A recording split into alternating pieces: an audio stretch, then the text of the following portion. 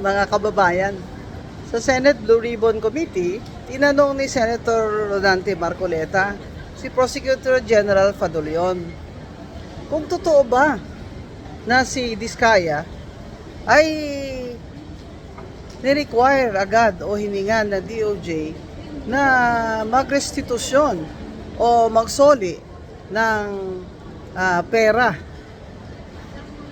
Ang sinabi kasi ni Diskaya nang siya ay pumunta sa DOJ ay sinabihan siya ni dating Secretary Rimulya o ng DOJ officials na kailangan mag-restitution muna bago siya gagawing state witness.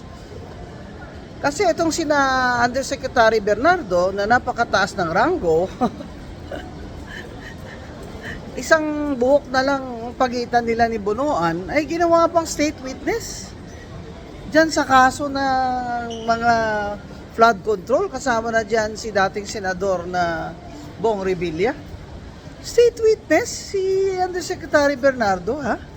Believe ka naman kung sino. Ano ba deal dito?